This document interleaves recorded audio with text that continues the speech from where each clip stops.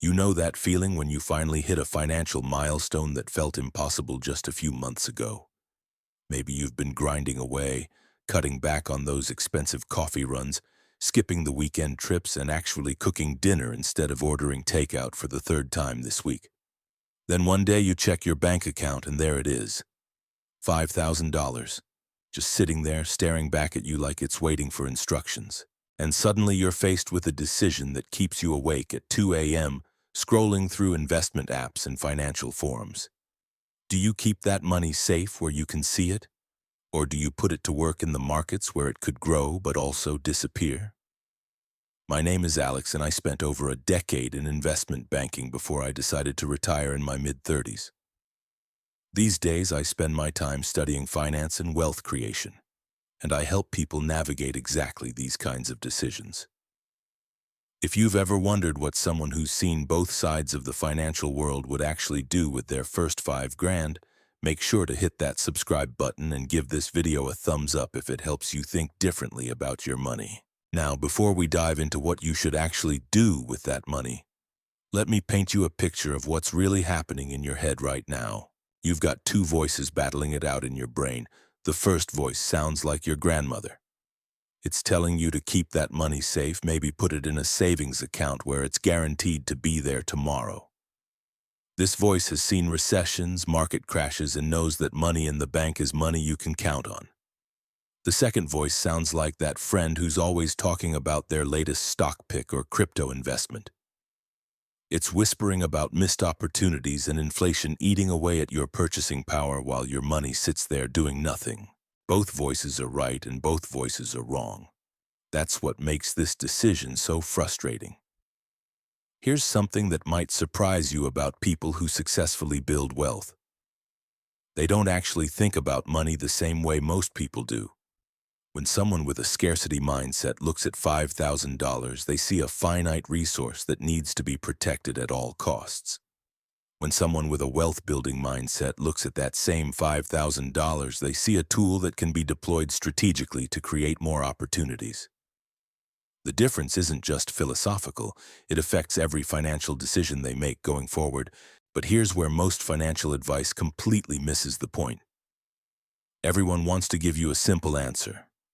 Invest it all in index funds, keep it in savings, put half here and half there. The problem is your $5,000 isn't just about the money itself. It's about what that money represents in your overall financial picture, your risk tolerance, your goals, and honestly, your ability to sleep at night without checking your account balance every few hours. Let me tell you about two people I've worked with recently who had almost identical situations but completely different outcomes. Sarah, a teacher in her late 20s, had saved her first $5,000 and was terrified of losing it.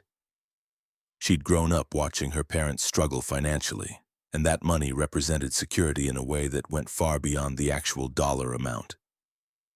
Meanwhile, Jake, a software engineer around the same age, had also saved $5,000, but for him it felt like play money. His six-figure salary meant that losing it wouldn't fundamentally change his life situation. Both of them asked me the exact same question. Should I invest this money or keep it safe? But the answer for each of them was completely different, and it had nothing to do with their age, their income, or even their financial goals. It had everything to do with their financial foundation and their relationship with risk. This is where most people get confused about investment advice. They think it's about picking the right stocks or timing the market perfectly. But the real decision you're making when you have $5,000 saved isn't about investment returns or market predictions. You're deciding what role this money plays in your financial ecosystem. Is it your emergency fund, your opportunity fund, or your wealth-building foundation? Because each of these roles requires a completely different strategy. Here's something that took me years to understand, even with all my Wall Street experience. The best financial decisions aren't made by analyzing spreadsheets or calculating optimal allocation percentages. They're made by understanding the psychology behind why you saved that money in the first place and what you're hoping it will do for your future. That $5,000 sitting in your account right now is trying to tell you something about your financial priorities, but most people are too focused on the technical aspects to listen to what their money is actually saying. Think about how you accumulated that $5,000. Did it come from months of disciplined saving where you tracked every expense and cut back on everything you could? Or did it show up from a bonus, tax refund, or some other windfall that felt like free money? The way you earned it affects how you should deploy it, because it reveals something important about your saving habits and your relationship with delayed gratification. If you earned it through disciplined saving, that money represents something much more valuable than $5,000. It represents proof that you can control your spending, delay gratification, and build wealth systematically. People who can save their first $5,000 through discipline usually have the temperament to invest it successfully, because they've already demonstrated the most important skill in wealth building, which isn't picking winning investments. It's consistently putting money aside even when you'd rather spend it on something else. But if that $5,000 came from a windfall, you're dealing with a completely different psychological dynamic. Windfall money often feels less precious than earned money, which can make people either too conservative or too aggressive with their investment decisions. They might stick it in a savings account because it doesn't feel real, or they might throw it all at some high-risk investment because losing it wouldn't feel like losing money they actually worked for. The financial services industry has convinced everyone that the hardest part of building wealth is picking the right investments. Mutual funds versus index funds versus individual stocks versus real estate versus cryptocurrency. Everyone's obsessing over which vehicle will generate the highest returns, but they're completely missing the point. The vehicle doesn't matter if you don't have a clear destination in mind. Your $5,000 isn't just sitting there waiting for you to invest it. It's waiting for you to decide what kind of investor you want to become. Do you want to be the type of person who checks their portfolio every day and loses sleep when the market drops? Or do you want to be the type of person who sets up automatic investments and doesn't think about it for months at a time? Do you want to research individual companies and try to beat the market? Or do you want to own a slice of everything and accept market returns? These aren't just investment strategy questions. They're lifestyle questions that will affect how you think about money for the next several decades. The person who day trades their way to financial independence lives a completely different life than the person who dollar-cost averages into index funds. Neither approach is right or wrong, but they require different temperaments, different time commitments, and different levels of financial education. Here's where it gets really interesting, and this is something most people never consider when they're trying to decide what to do with their first substantial savings. The decision you make with this $5,000 is going to influence every financial decision you make going forward. If you invest it and it grows, you'll probably become more comfortable with investing larger amounts. If you invest it and lose money, you might become overly conservative with future savings. If you keep it safe and inflation eats away at its purchasing power, you might develop regrets about missed opportunities. This psychological conditioning is why understanding your relationship with that $5,000 is so much more important than any specific investment advice I could give you. Most people think they're making a financial decision, but they're actually programming their future financial behavior. Every choice you make with money sends a signal to your subconscious about how you view risk, opportunity, and your own ability to build wealth. Let me share something that happened to me early in my banking career that completely changed how I think about money decisions. I had a client who inherited $50,000 from his grandfather. This was back in 2008, right after the financial crisis, and he was absolutely terrified of putting any of it in the stock market. He kept it in a savings account, earning basically nothing while he watched the market recover over the next few years. By the time he finally decided to invest, he'd missed out on massive gains, but more importantly, he'd trained himself to be paralyzed by fear every time he had to make a financial decision. Compare that to another client who took her first $5,000 and invested it in index funds during that same period. She lost about 30% initially, but instead of panicking, she kept adding money every month. 5 years later, not only had she recovered her losses, But she'd built a substantial portfolio because she'd learned to view market volatility as opportunity rather than threat. The difference wasn't their financial knowledge or their initial amount of money. It was how they conditioned themselves to respond to uncertainty. This is why I get frustrated when people ask me whether they should invest their $5,000 or keep it safe, as if there's some universal right answer that applies to everyone. The right answer depends entirely on what you're trying to accomplish with your financial life and what kind of relationship you want to have with money going forward. Here's something that might blow your mind. The amount of money you have saved isn't nearly as important as your savings rate. I've worked with people who had hundreds of thousands of dollars but were terrible at building wealth because they couldn't consistently save money. I've also worked with people who started with almost nothing but became wealthy because they figured out how to live below their means and invest the difference systematically. Your $5,000 represents the beginning of a habit that could potentially make you wealthy over time, but only if you understand what that habit actually is. Most people think the habit is saving money, but that's not quite right. The real habit is making conscious decisions about delayed gratification.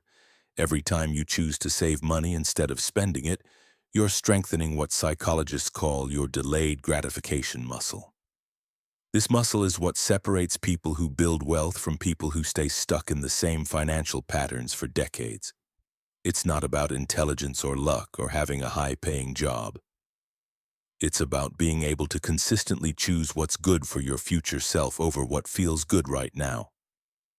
And here's the fascinating part. This muscle gets stronger every time you use it, but it also gets weaker if you don't exercise it regularly. When you're deciding what to do with your $5,000, you're not just making an investment decision. You're either strengthening or weakening your delayed gratification muscle. If you choose to keep it safe because you're afraid of losing it, you might be weakening that muscle by reinforcing fear-based decision-making. If you invest it without understanding what you're doing, you might be weakening that muscle by making impulsive choices. But if you take the time to educate yourself and make a thoughtful decision based on your goals and risk tolerance, you're strengthening that muscle regardless of what the market does with your money. This brings us to something I call the education paradox. The more you learn about investing, the more you realize how little most people actually know about what they're doing with their money.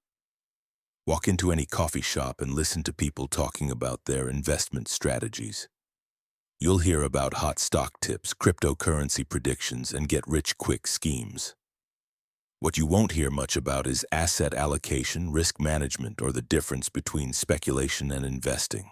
This creates a weird situation where the people who are most confident about their investment decisions are often the ones who understand the least about what they're doing. Meanwhile, the people who actually understand investing tend to be more cautious and humble about their predictions. This is why I always tell people that their first investment should be in their own financial education, not in any particular stock or fund. Your $5,000 could be the down payment on that education.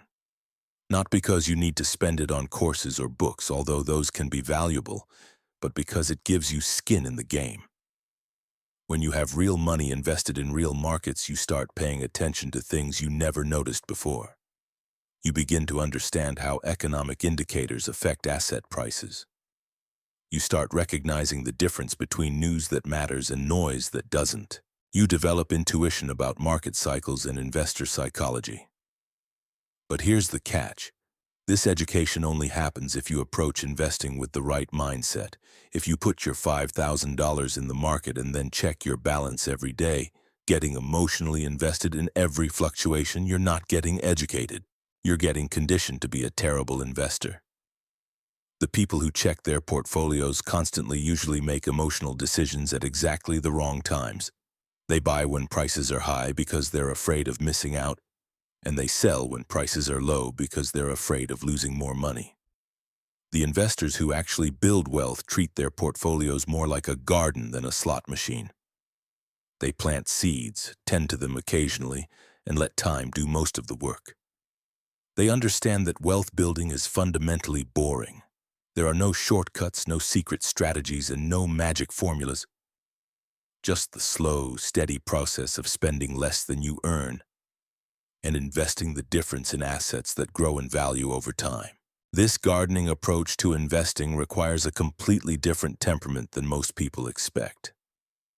You need to be comfortable with uncertainty, patient with slow progress, and disciplined enough to stick with your strategy even when it feels like everyone else is getting rich faster than you are. These aren't natural human traits. We're wired to want immediate results and to follow the crowd, especially when it comes to money decisions. But if you can develop these traits even starting with just $5,000, you'll have a massive advantage over most investors.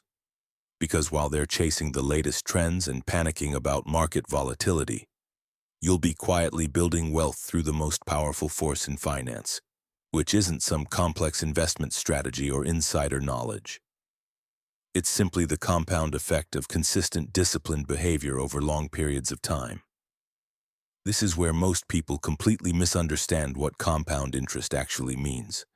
They think it's just about earning returns on your returns, which sounds like some abstract mathematical concept that only matters if you're dealing with huge amounts of money. But compound interest isn't really about the math. It's about time becoming your employee instead of your enemy. Let me explain what I mean by that. Right now, you probably trade your time for money at your job. You show up for 8 hours, you get paid for 8 hours. If you don't show up, you don't get paid. Time is working against you because you can only sell it once and you can never get it back. But when you invest money, you're essentially hiring time to work for you. Every day that passes, your money is potentially growing. Even while you're sleeping, even while you're on vacation, even while you're doing completely unrelated things with your life. Your $5,000 could be the first employee you hire. And just like hiring your first employee in a business, it changes everything about how you think. You start seeing money differently because you're no longer just earning it through your labor. You're creating systems where money can generate more money independently of your direct involvement. This shift in thinking is what separates business owners from employees. And it's what separates wealth builders from people who work their entire lives and still struggle financially. But here's what's counterintuitive about this whole concept. The people who are most successful at building wealth through investing are usually the ones who forget about their investments for long periods of time. I know that sounds backwards. You'd think the people who pay the most attention would get the best results, but that's not how markets work. Markets are driven by emotions in the short term and fundamentals in the long term. The investors who check their portfolios constantly get caught up in the emotional short-term fluctuations and make decisions based on fear and greed. The investors who set up their systems and then largely ignore them for months or years at a time benefit from the fundamental long-term growth without getting distracted by the noise. This is why your first investment decision is so crucial. You're not just deciding where to put $5,000. You're establishing patterns that will influence how you behave with much larger amounts of money down the road. If you develop the habit of making panicked decisions based on short-term market movements, you'll probably do the same thing when you have $50,000 or $500,000 invested.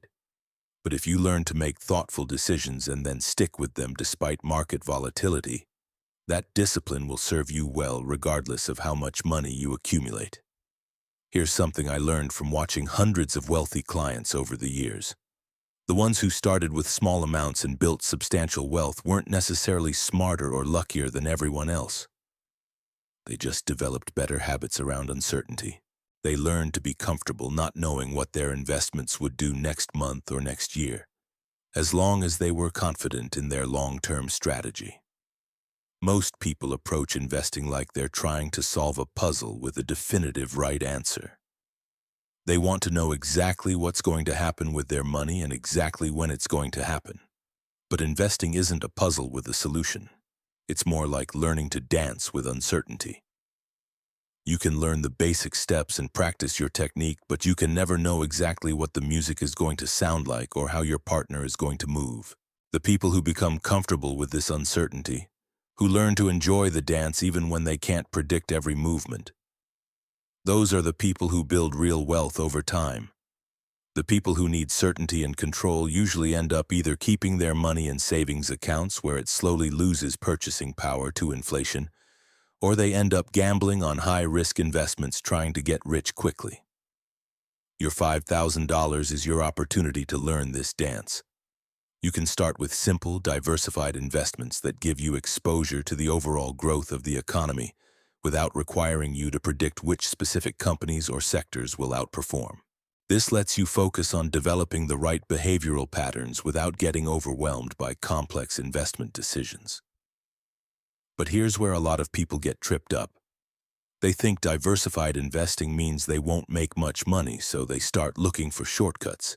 They hear about someone who made a fortune on a single stock pick or cryptocurrency investment, and they convince themselves that they're missing out by taking a conservative approach. This is like watching someone win the lottery and deciding that buying lottery tickets is a solid financial strategy. The people who get rich quickly through concentrated bets usually lose that money just as quickly, because they never develop the habits and mindset necessary to preserve and grow wealth systematically. They got lucky once, but luck isn't a repeatable strategy. Meanwhile, the people who build wealth slowly through diversified investing learn skills that compound just like their money does. They learn patience, discipline, risk management, and how to think probabilistically rather than emotionally about financial decisions. These skills become more valuable than any specific investment return, because they enable you to make better decisions with increasingly larger amounts of money. Someone who learns to manage $5,000 wisely will probably manage $50,000 wisely too. But someone who gambles with $5,000 will probably gamble with $50,000 as well, and eventually they'll hit a streak of bad luck that wipes out years of gains. This is why I always tell people that your first investment should be conservative enough that you can sleep comfortably at night, but aggressive enough that you feel like you have something at stake. If you invest so conservatively that you forget you even have money in the market, you won't learn anything about investing psychology.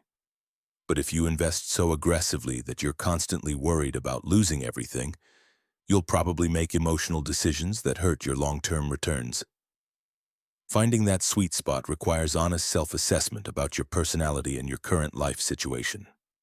Some people are naturally comfortable with uncertainty and can handle more volatility without losing sleep. Other people need more stability and security to function well in other areas of their lives. Neither approach is right or wrong, but you need to choose an investment strategy that matches your temperament rather than fighting against it. Here's something that might surprise you about risk tolerance. It's not fixed. Most people think they're either conservative investors or aggressive investors by nature, but risk tolerance actually changes based on your knowledge, experience, and current financial situation.